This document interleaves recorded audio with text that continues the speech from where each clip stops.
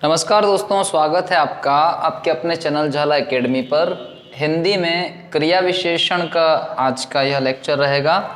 क्रिया विशेषण के बारे में जान लेते हैं, आखिर क्या होता है इसका मतलब। जैसा कि आप शब्द से ही इसका अर्थ बना सकते हैं।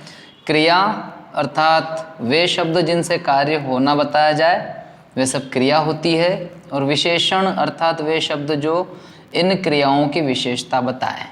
यदि हम इसकी परिभाषा की चर्चा करें तो इसकी परिभाषा आप लिख सकते हैं, क्रिया की विशेषता, क्रिया की विशेषता बताने वाले शब्द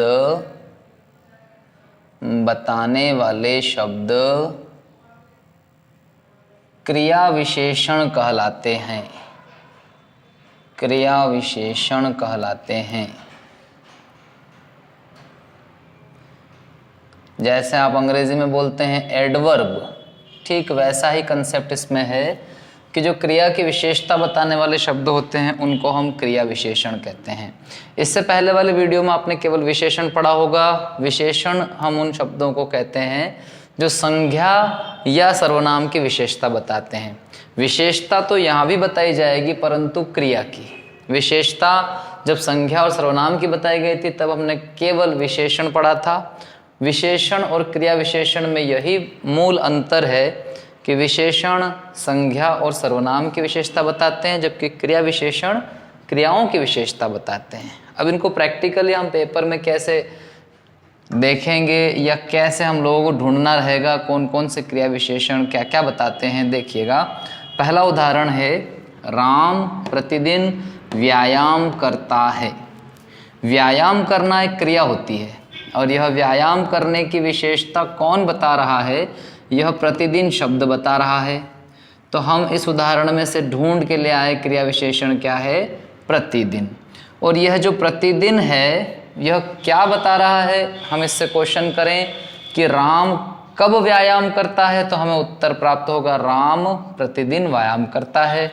अर्थात हम समझ गए कि यह बता रहा है समय, या हम कह सकते हैं कि यह बता रहा है काल। तो एक प्रकार से हम ये कह सकते हैं कि क्रिया की विशेषता बताने वाला क्रिया विशेषण कैसा क्रिया विशेषण है? तो कालवाचक क्रिया विशेषण। वाचक का अर्थ होता है बताने वाला।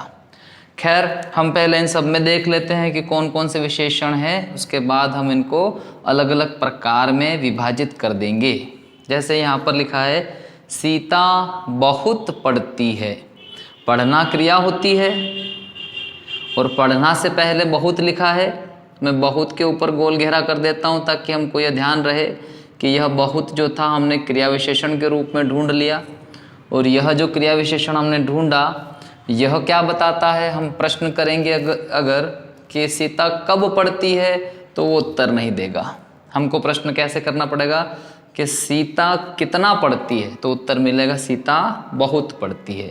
अर्थात यहाँ पर मात्रा की बात हो गई। हम कह सकते हैं कि मात्रा को व्याकरण की भाषा में परिमाण कहते हैं, परिमाणवाचक विशेषण।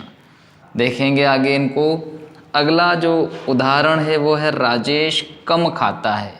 यहाँ भी आप खाना को क्रिया मानते हुए कम को बता देंगे क्रिया विशेषण, और कितना खाता है का उत्तर प्राप्त होगा कम खाता है। अर्थात यह भी मात्रा बता रहा है। हम कह सकते हैं कि यह भी परिमाण ही बता रहा है।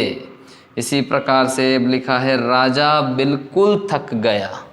बिल्कुल थक जाना भी मात्रा होती है। कम थकना, ज़्यादा थकना, बिल्कुल थकना। तो इसलिए हम कह सकते हैं कि यह जो क्रिया विशेषण है यह भी हमको क्या बताता है? परिमाणवाचक विशेषण है। मात्रा बताता है कि कितना थक गया। कैसे थक गया का उत्तर नहीं मिलेगा। कब थक गया ऐसे बोलेंगे तो नहीं उत्तर मिलेगा। कितना थक गया जब बोलेंगे तो हमें उत्तर मिलेगा कि वह बिल्कुल थक गया, राजा बिल्कुल थक गया। इसी प्रकार पांचवा उदाहरण है, वह तेज दौड़ती है। अब तेज दौड़ती है तो दौड़ना एक क्रिया है, अर्थात क्रिया विशेषण हो गया तेज। तो अब हम यहाँ पर प्रश्न करेंगे, वह कैसे दौड़ती है? धीरे दौड़ती है, तेज दौड़ती है? यहाँ पर कम या ज़्यादा की बात नहीं हो रही है। अब हम यहाँ पर काल नहीं बता सकते हैं कि भाई कब दौड़ती है, ना हम ये बता सकते हैं कि मात्रा की बात हो रही कितना दौड़ती है। हम यहाँ ये बता सकते हैं कि वह जो दौड़ती है वह दौड़ने में कैसे दौड़ती है। तो कैसे के उत्तर जब मिलते हैं तो वो मिलता है तरीका। तेज़ दौड़ना एक तरीका हो गया, और तरीका को हम कह सकते हैं कि यह रीतिवाचक विशेषण होगा, रीति। आगे बात करें, सभी बाहर आ रहे हैं। आ रहे हैं एक क्रिया है, आना क्रिया होता है, तो बाहर जो है वह क्रिया विशेषण है। और ये बाहर मतलब स्थान की बात हो रही, भाई कहाँ आ रहे हैं, बाहर आ रहे हैं, तो यह स्थानवाचक विशेषण हो जाएगा, स्थानवाचक क्रिया विशेषण हो जाएगा। इसी प्रकार कीचड़ सर्वत्र फैली हुई है, फैलना क्रिया होता है, और कहाँ कहाँ फैली हुई है, तो सर्वत्र फैली हुई है। कहाँ कहाँ बोलते से हमको उत्तर प्राप्त होगा कि यह भी क्या बता रहा है, स्थानवाचक क्रिया विशेषण बता रहा है। सोनू मधुर गाता है, मधुर गाना यानी कि अच्छा गाना, तो मधुर कैसा गाता है, मधुर अच्छा गाता है। मधुर सोनू कैसा गाता है, सोनू मधुर गाता है, तो मधुर क्या हो गया, गाने का एक तरीका, अर्थात ये भी क्या हो गया कि हम कह देंगे रीति। गाड़ी धीरे धीरे चल रही है, तो यह चलने का तरीका हो गया, धीरे धीरे चलना। कम या ज़्यादा चलने की बात नहीं हो रही है, कम या ज़्यादा चलने की बात होती है तो हम मात्रा लिख देते, पर धीरे धीरे चलना तो एक तरीका हो गया, अर्थात यह रीति हो गई। तेज़ दौड़ना यदि रीति है तो धीरे धीरे चलना भी क्या है, रीति। मोहन कानपुर गया, गया यानी कि जाने की बात हो रही है, चला गया, जाना क्रिया हो गई, तो हम कहेंगे कहाँ गया, कानपुर गया, तो यह भी क्या बता रहा है, स्थानवाचक क्रिया विशेषण हमको बता रहा है। ये 10 उदाहरण थे जिनके आधार पर हमने कई प्रकार के क्रिया विशेषण देखे। एक तो हमने शुरू में देखा काल, अर्थात एक प्रकार तो हो जाएगा कालवाचक विशेषण।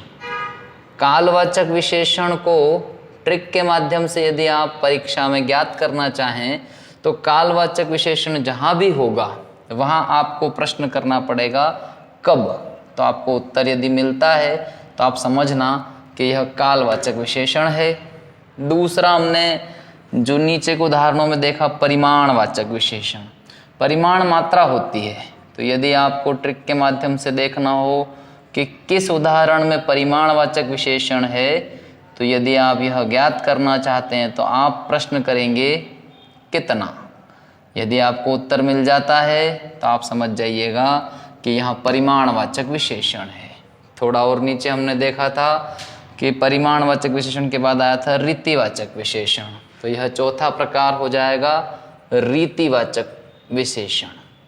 परंतु ज्ञात करने का तरीका क्या रहेगा, ज्ञात करने का तरीका रहेगा कि जब आप रीतिवाचक विशेषण ज्ञात करें तो आप अपने उदाहरण में प्रश्न करें कैसे, आपको उत्तर प्राप्त हो जाए तो आप समझना कि यहाँ रीतिवाचक विशेषण है।